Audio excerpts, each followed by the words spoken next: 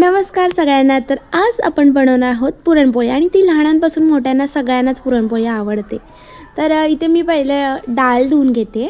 दोनदा मी डाळ धुतली, त्याच्यानंतर थोडीशी हळद आणि पाणी परत मीठ असं टाकून घेतलं आणि मस्तपैकी शिट्ट्या केल्या 4 आणि अशा प्रकारे डाळ शिजलेली आहे आपली.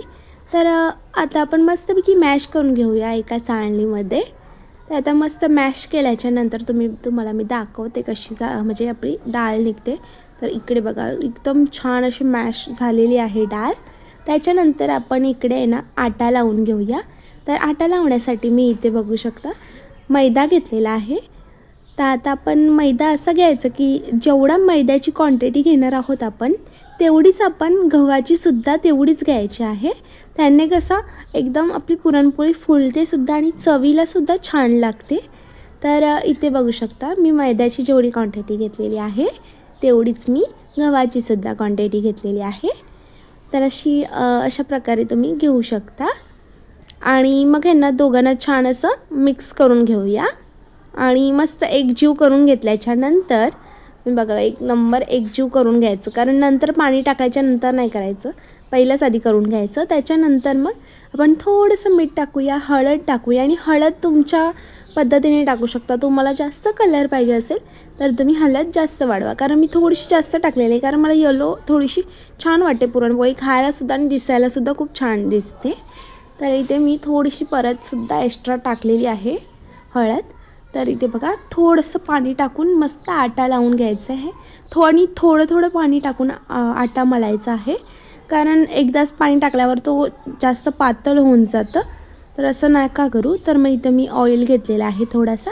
तर ऑइल टाकून मस्तपैकी मिक्स करून घेतले आणि आत्ता बघू शकता किती छान आटा लागलेला आहे. एकदम छान आणि सॉफ्ट असा आटा लागलेला आहे. तर आता ते झाल्याच्यानंतर इथे मी जी डाळ काढलेली आहे कुकरला, त्याच मी तीच कुकर घेऊन त्याच्यात मी थोडासा घी टाकलेला आहे आणि गूळ टाकून घेतलेला आहे. तर त्याच्यात गूळ टाकायच्यानंतर मिक्स करून घ्यायचं आणि ही वेलची पूड मी घरीच अशी दळून घेतल्याची छान अशी, तर कुटून म्हणजे अशी घेतलेली आहे आणि बघू शकता छान मिक्स करून घ्यायचं. त्याच्यानंतर आपलं जे आपण डाळीचं पुरण केलं ते टाकून घ्यायचं आणि आता पुरण झालेलं आहे आपलं.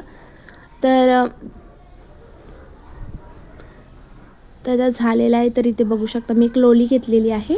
त्याच्यानंतर त्याला तेल लावून मस्त अशी थापून घेतलेले आहे. आता आपण पुरण टाकून घेऊया. बघा मी पुरण टाकते आहे. असा छोटासा गोल घ्यायचा आणि वरून थोडंसं मी पीठ टाकते, कारण आहे ना आपली पुरणपोळी खूप छान फुगते आणि बघू शकता छान एकदम फुलायला पण एकदम मस्त फुलायला इझी जाते. तर असं मी थोडंसं पीठ टाकून घेते.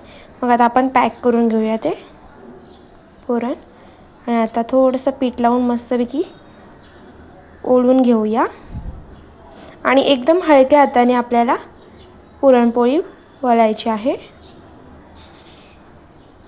तर आता आपण तिला शेकायला ठेवूया. तर आता एक बाजून शेकली का पलटून घ्यायची. आता दुसऱ्या साईडीन शेकताना गॅस फास्ट करून ठेवायची, घी लावून घ्यायचा आणि पलटून घ्यायची.